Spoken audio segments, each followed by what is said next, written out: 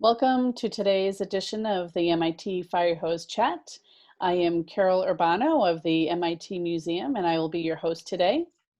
Before we get started today, I would like to recognize that today, June 10th, is a day that many institutions around the world, including MIT, are celebrating shutdown academia and shutdown STEM. This is an opportunity for all of us to reflect and consider the ways that we might contribute to or perpetrate racism within our own institutions and communities. We are taking this time to listen, read, reflect, and learn, and really think about ways that we can contribute to ending racism in our own communities and institutions. We encourage all of you, you students that are joining us today and your teacher communities. We are the leaders of the future. We look forward to engaging you in this topic as well. We encourage you today and every day to read and listen and learn and think about ways that you can contribute to ending racism in your own communities. So why a fire hose chat? Um, MIT former president Jerome Wisner once said, getting an education from MIT is like taking a drink from a fire hose.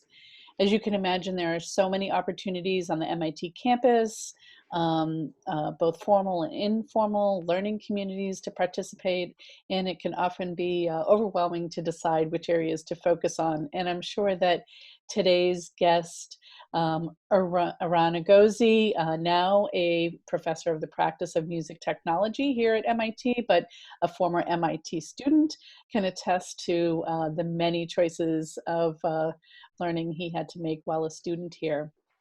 So now I'm going to hand it. So many of you may know Professor Egozy as the founder and chief scientist of Harmonix Music Systems, creators of Guitar Hero and Rock Band. I'm going to now hand it over to Professor Egozy. Welcome. Hi, thank you. Thanks, Carol. Hello, everyone. It's nice to be here. Thanks for the introduction. Yeah, I just wanted to reiterate what Carol said about where we are now, particularly here in the United States of America, where the problem of racism has been with us for a very long time. And what happens to be happening right now is that we can see it in front of our eyes much more clearly because all these actions that are happening are being videotaped, and so everyone can see them now. Unfortunately it's nothing new, but it is waking up a lot of people to realize that maybe now is finally the time to do something about it. And so it's very inspiring to me to see a lot of folks out there actually going out, taking to the streets, and protesting and seeing, and we're seeing a lot of activity there. And here in the States, we're also starting to see some discussion of modifying the laws and rules and practices in this country. But all that's the only way things actually can change is if all of us as individuals make an effort to change. And we can start by educating ourselves. And so there's a lot of great resources out there, and I think we will be posting some. There's already some in the chat right now, so I encourage you to find your place. Where are you in this education plan that we all have to have? Whether you're starting from the beginning or you already know a lot about it, find your place and move ahead from there.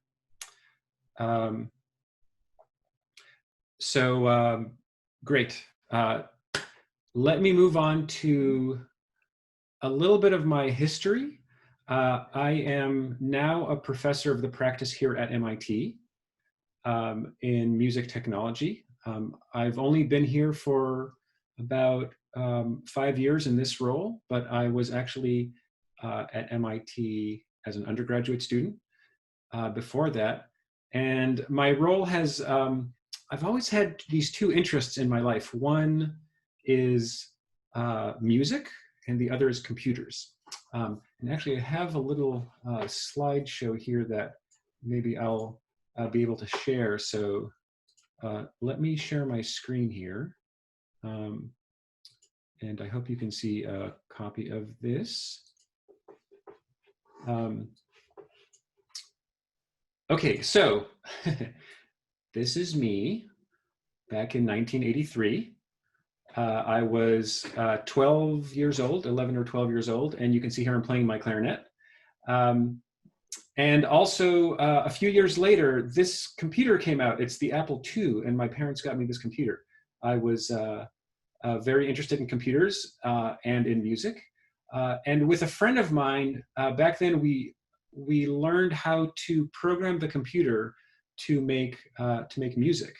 And I wrote in assembly language, which is something that, oh, is it still?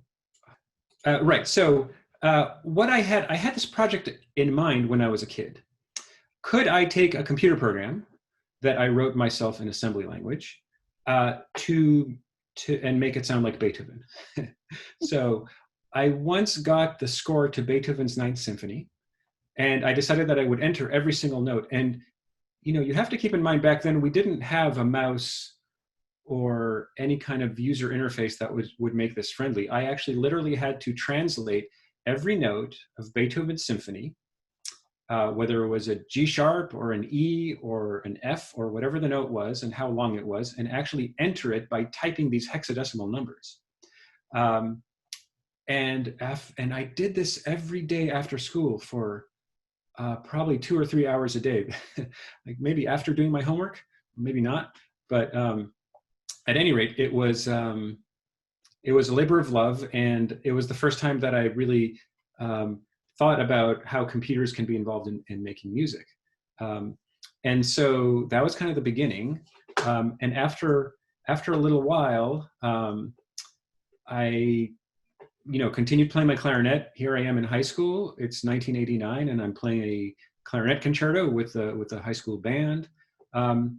In 1989, I got into MIT, and I was an undergrad for 4 years, and majored in electrical engineering and computer science.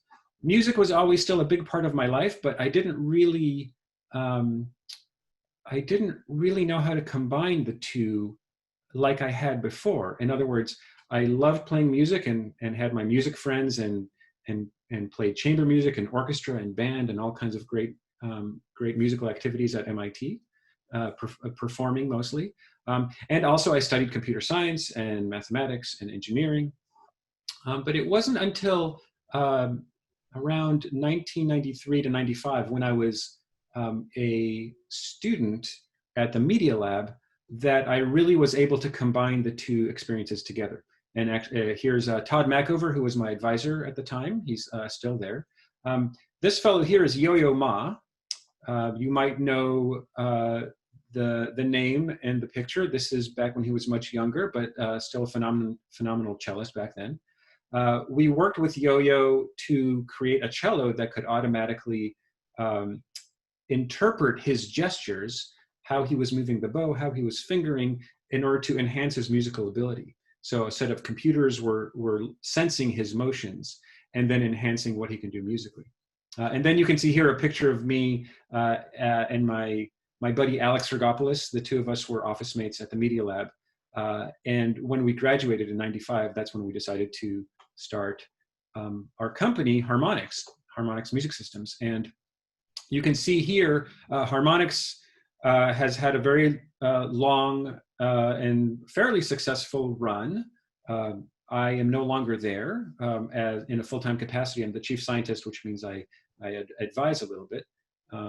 But you can see we made a whole lot of different games over time. And in particular, we started with some games like the Axe and Frequency and Amplitude, some karaoke games that you've probably never heard of. And it was only around here, kind of about in the middle point, in about 2005, that we came out with the game Guitar Hero. We had a mission at Harmonix, which was to let everyone in the world experience the joy of making music.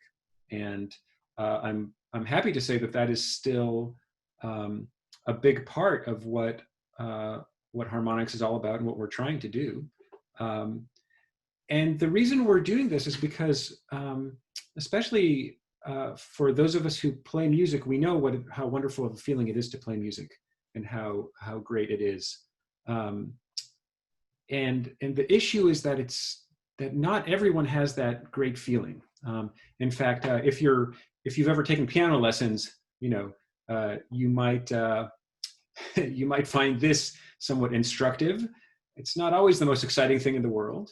And I think the problem is not the music. The problem might be in how we approach teaching the music, or the fact that it's actually quite difficult to master a musical instrument to the point where you are proficient, And so while this is the look that a lot of us have when maybe we're taking piano lessons, this is kind of the look we want to have, right?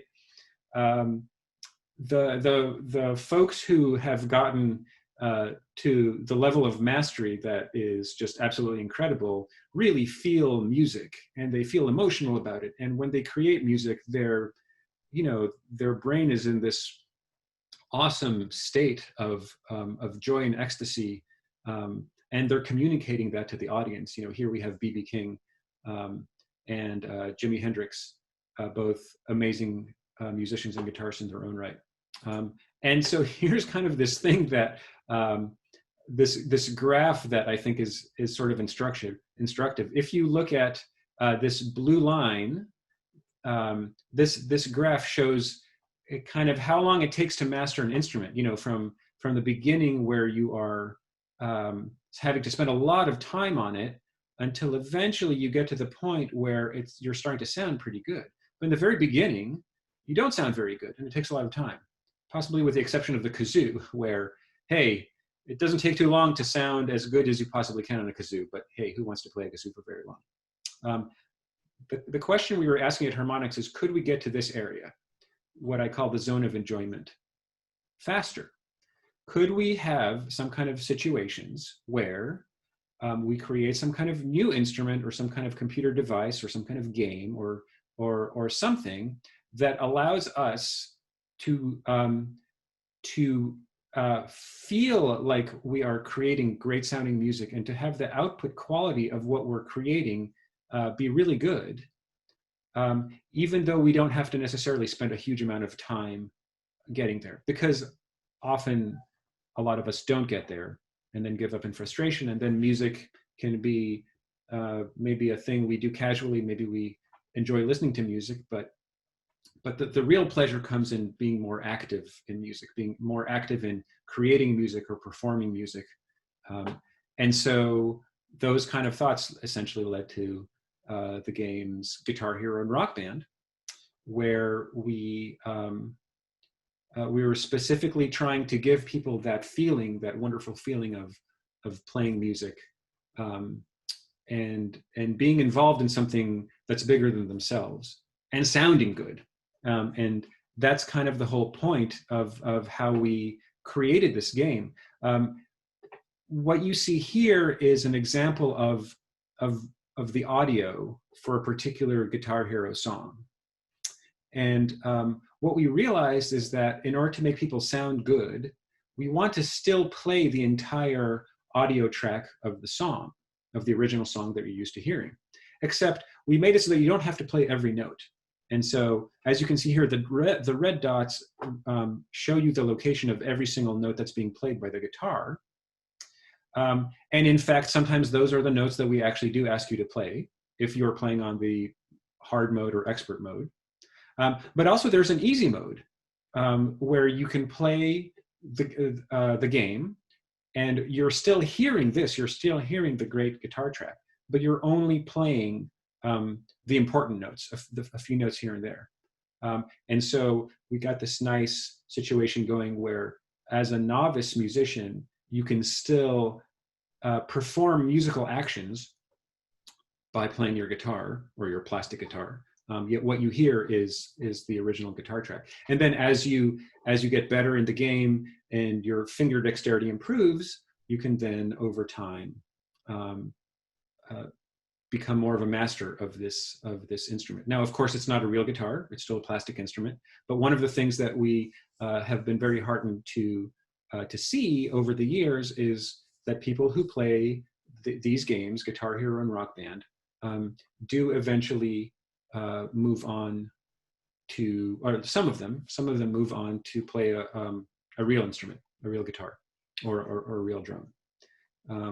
So I just kind of thought I'd give you a little bit of sort of history about where I came from, what we were interested in doing, and how Harmonix kind of initially addressed this issue. So that is kind of one.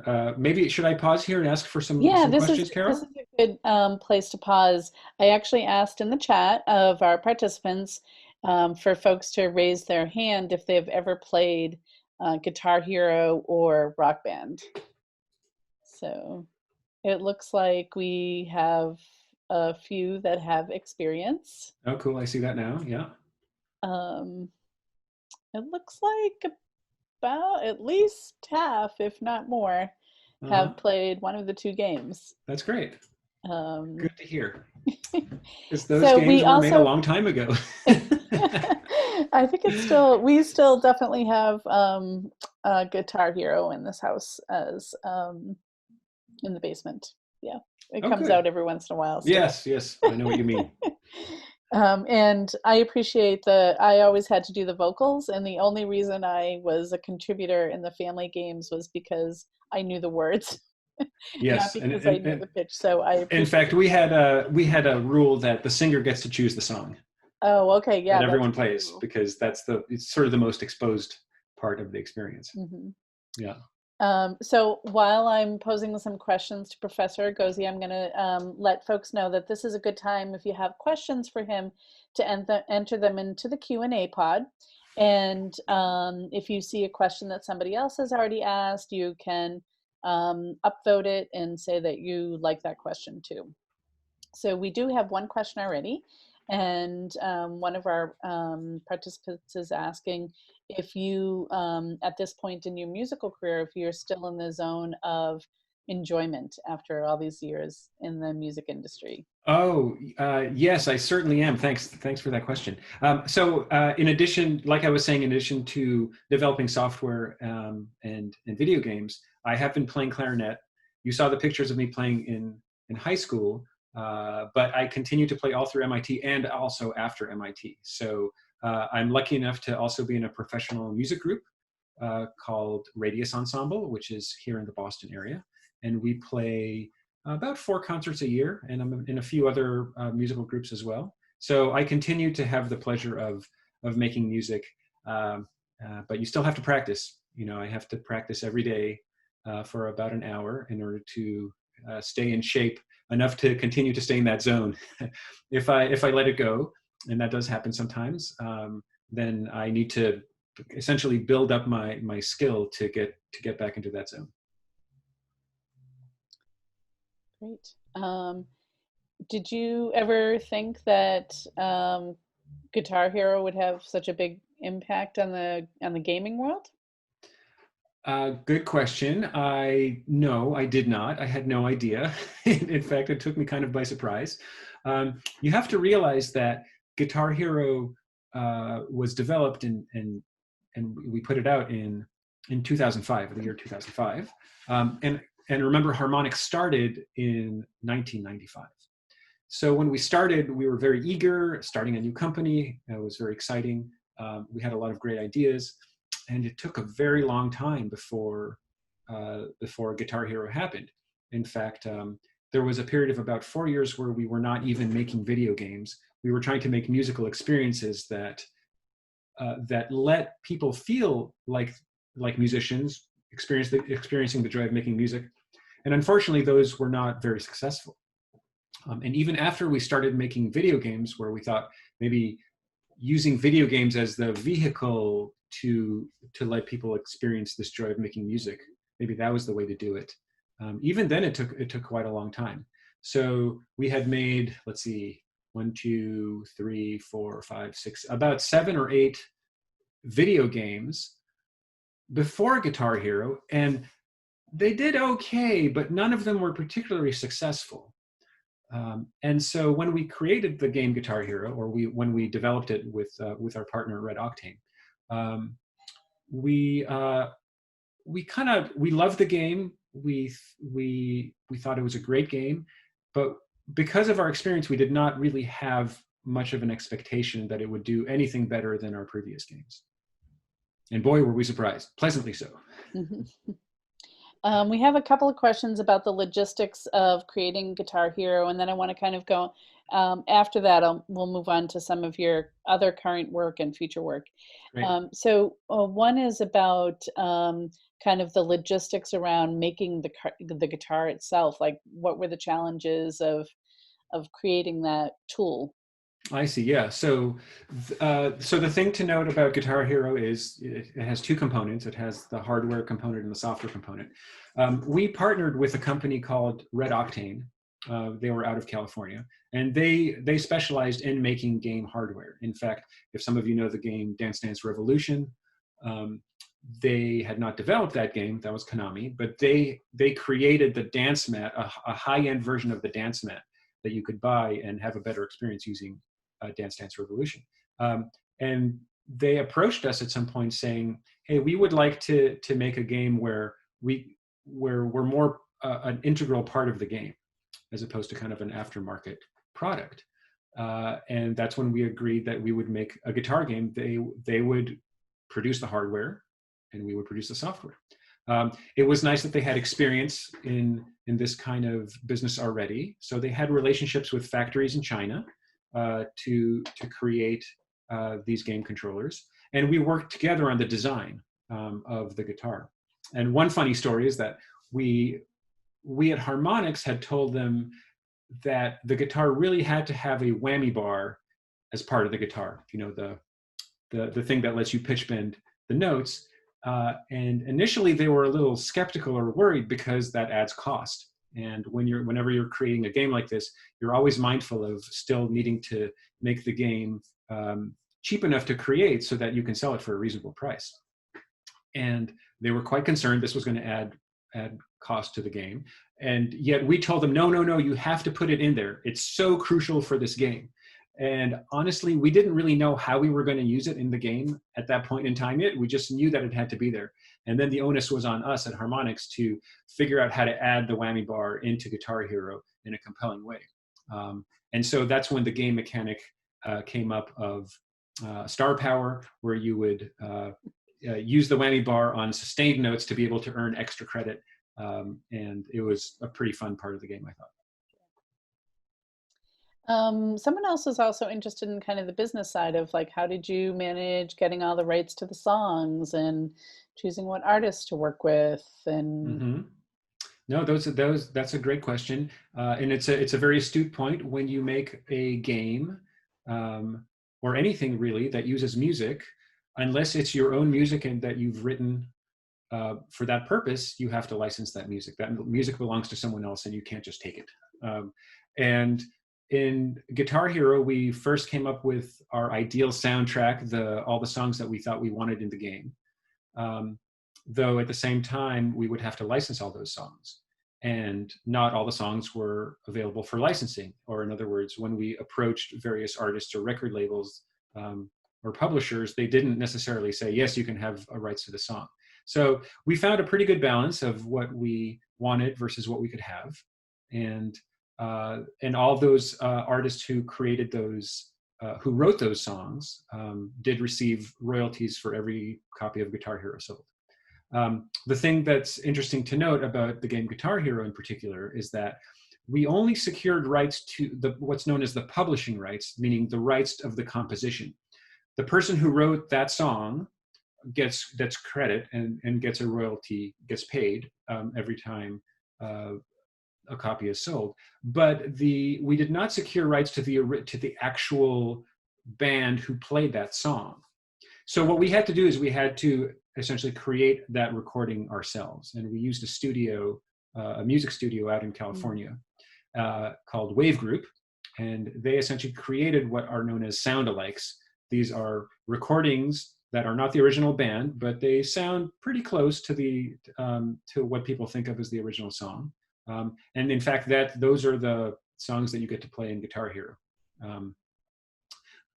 And it was a little bit later on when we made Rock Band that the music industry became more aware of what we were doing, and also more interested in licensing to us the actual original soundtracks. So when you play a game in Rock Band, you are actually playing the original parts, the original band parts, guitars, drums, vocals, everything that the band originally recorded. Mhm. So, and if you were to continue to work on Guitar Hero today, knowing what you know now, are there other tweaks or additions or things that you would do to change it, tweak it, make it more playable? Yeah, well, so what's interesting is that we've actually continued. Now we don't develop Guitar Hero anymore because Guitar Hero is now owned by Activision. So Red Octane, which was that company that I was telling you about that made the guitars, Activision, which is a very large game publisher, Mhm. bought them, and so now Activision actually owns the rights to Guitar Hero, and they continued making the game for a while, and then at some point they stopped. Meanwhile, Harmonix, we at some point got bought by MTV, which is part of Viacom, and that's how Rock Band was born. We essentially created the game Rock Band for MTV. Harmonix owns that game, owns the rights to Rock Band. It's our property, and we've continued to develop it. Actually, even though no new hardware has come out for Rock Band in quite some time, maybe in about 5 years, um, we know that there's a pretty loyal audience that is still playing Rock Band every day, um, and and those folks are actually really interested in new songs that come out. And so every week at Harmonix, we still put out new songs to be played on Rock Band. So what's nice is even though the game is um, somewhat old at this point, there are still new songs to play on it every day. Um, and you know, tweaks always happen. There's new modes of play. There's been various head-to-head and battle modes and things like that. So we're still trying to make it kind of an innovative and fun experience, and we listen to feedback from our players and try to incorporate that and improve the game over Mhm. time. So I'm going to use this question to kind of transition to some of your more current work, Okay. but we do have one of our students is interested in what made you kind of step away from harmonics to what you're focusing on now, and then what does Right. that look like? So great. Like I said, I was at Harmonix for 20 years, and it was a great time. Um, but honestly, I noticed that I was not doing the things that I really wanted to do anymore. So I'm an engineer. I develop software. I love building things. That's kind of what I like to do. I like making music and I like building things. Um, and for a long time, that's exactly what I was doing at Harmonix, and it was wonderful. But as the company grew and I was the chief technology officer, which meant that I was in a managerial position, and so my job became more about managing the company and hiring people and setting technical direction for the company. And I noticed that I wasn't really building as much anymore. And that made me, um, I don't, maybe a little sad, that I wasn't sort of doing the thing that I really wanted to be doing, and the thing I think I was good at doing. And um, and so I managed to essentially step off the management team, which means that I was no longer going to the weekly management meetings, and I arranged for myself to have a different role in the company, and that role was more project based, where I could actually work on new technologies, and I had a great time doing that. Um, and around that same time, I got a call from MIT from actually an old professor of mine who taught me music theory, and he said, "Hey, Ron, would you like to come to MIT to teach a class?" And I'd never done that. I'd never taught a class before. But now all of a sudden I was in this position where I was no longer managing the company. And because of that, I had a little bit more freedom. And I was able to say yes. And um, I have this little maxim that I like to go by, which is that I try to say yes if I can. If opportunities come up, and a lot of times opportunities come up that are out of left field and you had no idea that they were even there. And if you can sort of say yes to them or even consider that, then I think it makes life more interesting and might lead you to new directions. And so I've never really had a major plan, like a life plan. I just kind of did the thing that I was doing and sort of thought about, is this what I want to be doing? And and then be open to opportunities coming up. And so the MIT opportunity was completely unplanned. I wouldn't have guessed that that would be what I would be doing. I took some time off to develop this class. The class is called Interactive Music Systems at MIT. It is a class that I offered mostly to juniors and seniors who have a computer background and a music background. It's the class that I always wanted to take if I were at MIT, and it's also a class that where I've taken a lot of the lessons that I've learned from Harmonix and kind of packed them into this class. And that's what I've been doing now at MIT for the past 5 years. Can you talk a little bit about your recent experience with MIT students around the virtual graduation and Musica? Oh, sure. So yeah, should I just play the whole thing? I think that might be kind of nice to do if people haven't seen this. So maybe if you want to give us a little bit of context before you play it, that might be helpful.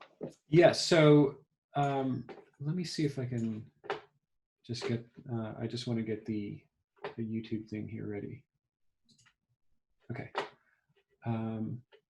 So, okay, I'll just kind of, I guess I'll give you a little. And one, I will let you know about this family of schools that we're talking to their students. They also have a collaboration with Juilliard, and so most of the students are playing musical instruments on an ongoing basis every year. Great. So for example, if right now I asked how many people that are attending right now, raise your hand if you are currently playing and studying a musical instrument. Wow, it's a lot of people. Awesome. So, this is great. Great to hear. A lot. Good. Okay, this is great. So this sort of goes back to do you remember when I was telling you about my focus, which is to let everyone experience the joy of making music? So you all know what I'm talking about. And what happened a few months ago was, since the whole coronavirus situation happened and unfolded here very quickly, to where within just 1 week, all the MIT students were told they had to go back home. And it was maybe about a month or two after that we got the announcement that commencement would not happen in person. Commencement is where everyone gets their degrees, and it's a beautiful ceremony. I remember my commencement very well when I was graduating from MIT. The committee who was in charge of commencement all of a sudden had to pivot and make a virtual commencement. And they had to figure out what to do for that. They contacted a friend of mine, Evan Ziporn, who is faculty at MIT in the music department, a composer who I've worked with on projects in the past. And he contacted me and said, hey, is there something we can do together? And we kind of talked about it and had this idea of writing a piece of music. And Evan is the composer, so he would write the piece of music. We would count how many notes there were in that piece. And it turns out there were about 800 or 850 or something like that. And I had this idea of getting every student at MIT who's graduating to musically contribute somehow to this piece. And what we arrived with is, well, maybe everyone can sing one note. And the idea is that, of course, if you're a musician, like some of you are, or if you're a singer, you can probably sing lots of notes and you can probably sing in tune, which is great. But I think most people might have a hard time with that. But if we ask them just to sing one note, right, everyone can sing one note.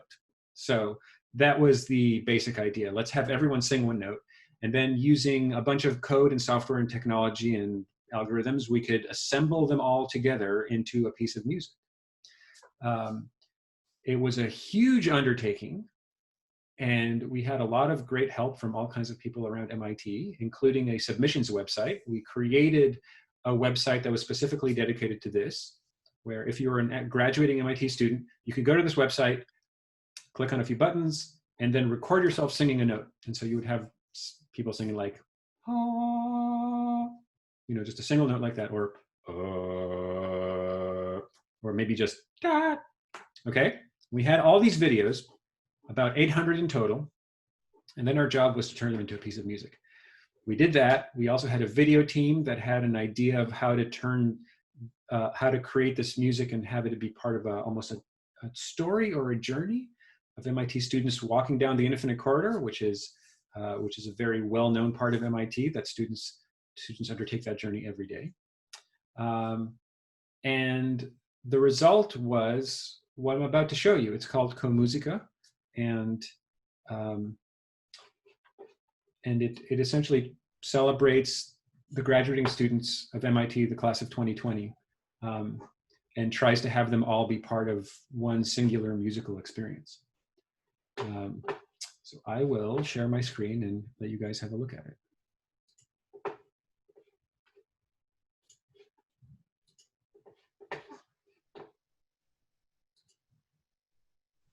Hello, I'm Eran Egozy, class of 95 and professor of music technology here at MIT. You're about to hear a piece of music composed specifically for today's commencement, but there's a twist. We asked the MIT community, and in particular this year's graduates, to sing a single note and be part of a collective experience that we are calling Musica. We received over 800 contributions, and then our amazing team of MIT coders, videographers, and sound designers stitched them all together into a collaborative work that celebrates our graduating students coming together as one MIT. I hope you enjoy it.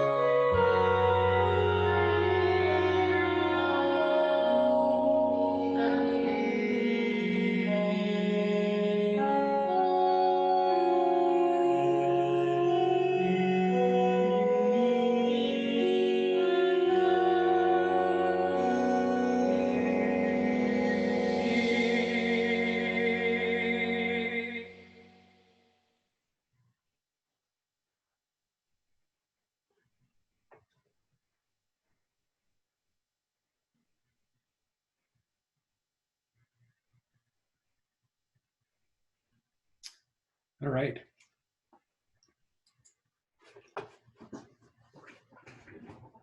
So that's the video. That's the final product that we showed at commencement.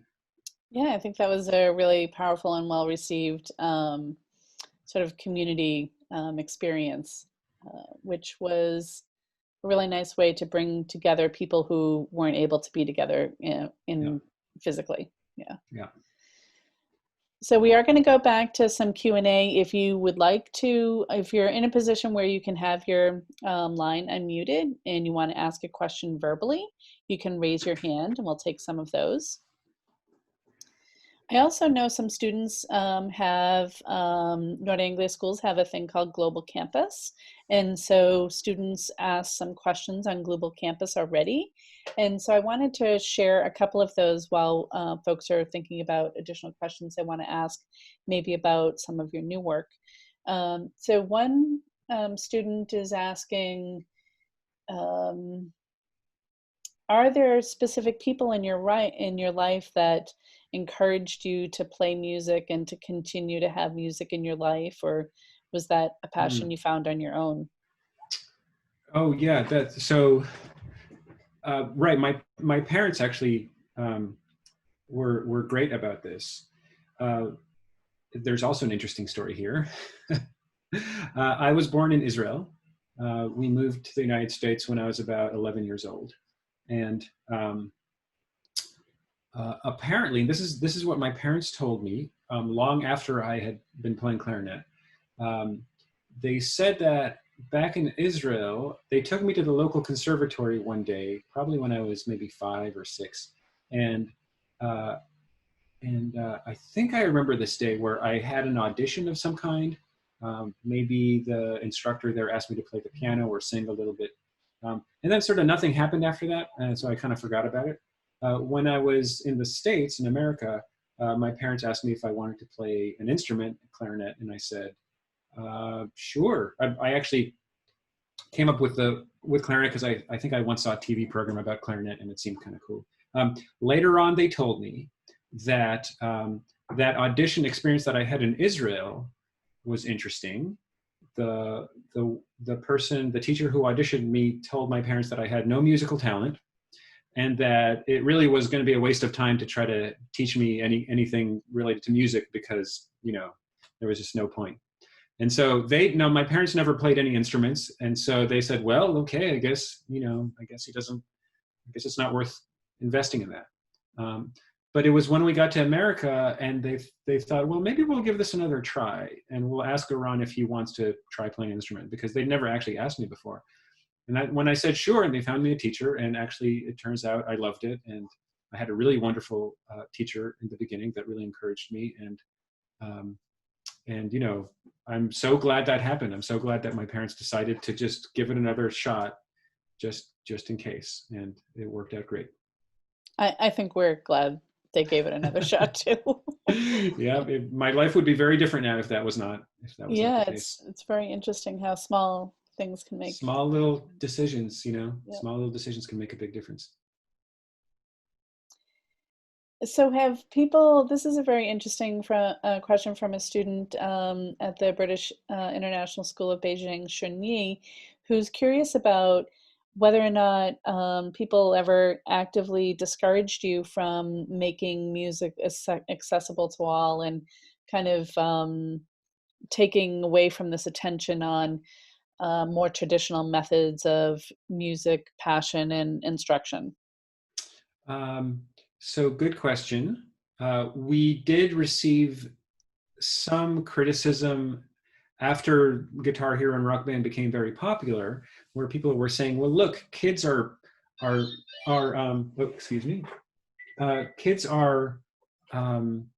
doing an amazing job of learning how to play these games. And they're learning all these skills about playing a plastic guitar, which doesn't really translate to a real instrument, you know. So why are they spending hours and hours and hours practicing something that is not a real instrument? That's basically just a game controller. And I think there's some validity to that criticism. But you know, what we found is that um, in quite a number of cases, students who or kids who were playing these games actually went on to study a real instrument. We were surveying guitar teachers in the area, and we found that after Guitar Hero came out, the number of people interested in guitar lessons went up appreciably. And it was kind of cool to see that actually had an effect. I don't, you have to keep in mind, it depends on what kind of context you have. If you're thinking about it from a music point of view, you might be worried about these games interfering with music. But I think of it as more of something else. I think of it as there's a bunch of kids who are playing games all the time. And a lot of the games can be kind of violent and destructive games, like shooting games and all that kind of thing. And what I was hoping we were doing was actually giving the gamers an opportunity to play a game that is constructive and that is creative instead of destructive. And maybe some of those kids would then take this enjoyable feeling of knowing what it's like to play music and do something useful with it. So I have a question here about what continues to spark your curiosity, and how will that kind of drive the future of your work? Oh boy, what sparks my curiosity? Well, I'm interested in a lot of different things, but I'm trying to still be focused on music and how technology can improve our musical lives, and I think that's a pretty broad overall area, and it has a lot of tiny little details in it that can make things interesting. So for example, just thinking about music in a way that's I don't know if it's more mathematical or more engineering. I'm trained as an engineer, so I think of the world in an engineering way, which means that I think of it as components that can be broken down into parts, and those parts, if they're too complicated, can be broken down into smaller parts. And if you're solving a problem and it's too overwhelming, you just see what the small parts are that you can solve, and then over time you can get to a big solution. And you can kind of see that line of thinking in the Musica experience that you just saw, right?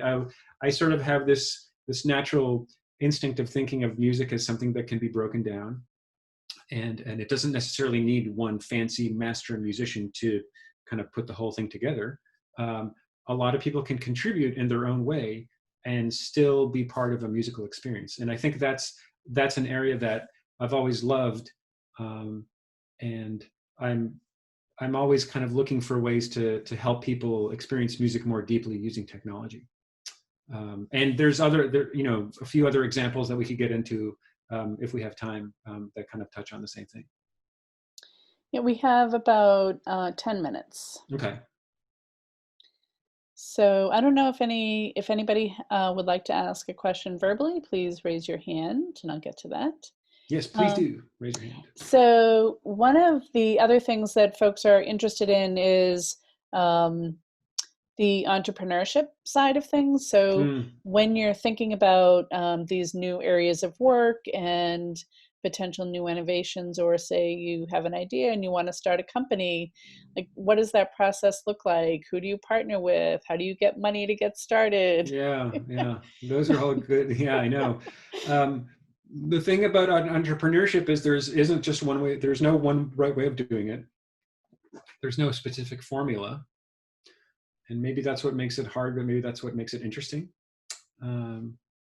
It's really one of these cases where you are essentially judged or evaluated on what you end up producing and what you make. And if what you make has impact, then no one really cares how you got there. It's just amazing that you did. There are lots of resources around MIT to help with entrepreneurship and startups. We had some available to us at MIT when we were starting.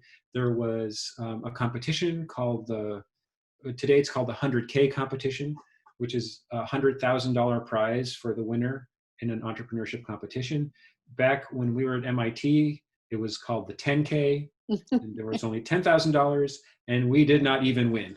We didn't even win that competition. But what it did do for us is that it introduced us to people who could help. And we met we met a number of our early mentors who kind of helped show us around.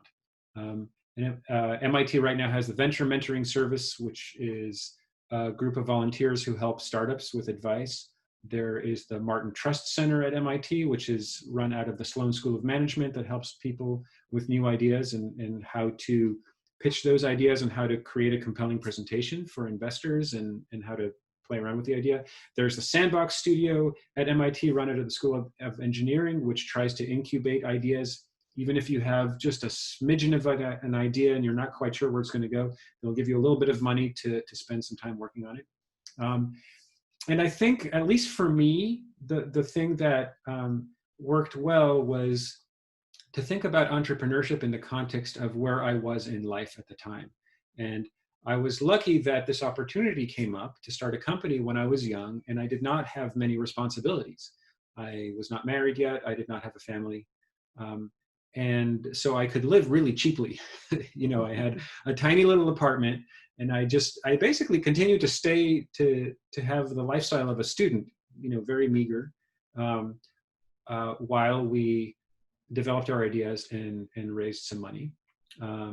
At the time, someone was asking about how do you raise money. So we actually raised money initially from friends and family, and managed to. Alex had some friends, and I had some friends, and 5,000 here, 10,000 there, and soon we had $100,000 to get started. That was enough to last us a full year. And after that, we were able to make connections with investors who were, who had more experience and were able to invest in bigger companies. And so you just take one step at a time. You start with what you know and what's around you, and try to build on that. And eventually, that's how we got there. So, do you have any final suggestions or advice for young people looking for ways to find their passion? And yes, definitely. So I think it's just so important to develop a sense of what you like to do and what drives you. And I don't think it's that easy to do necessarily. Like, for example, even when I was at MIT and I knew that I liked engineering, I ended up in this group as an undergrad doing research, part of a program here we call UROP, the Undergraduate Research Opportunity Program. And I was there for 3 years. And I thought it's what I should be doing, because here I was at MIT, and this was a very important group in computer architecture and network design and chip design and all this kind of stuff. And honestly, I kind of found it boring. And but I was nervous about that, because I thought it's what I'm supposed to be doing. And luckily for me, I had an advisor, and I mustered up enough courage to go and tell him, I'm not sure this is for me necessarily. And he said, "Oh, I'm glad you told me that. You should go try other things." And he gave me a name of someone at the Media Lab, someone named Mike Hawley. He knew that I was into music, and he said, "Talk to this guy." And I went over there, and it just opened my world up or opened my eyes up to this new world of different things that I could do.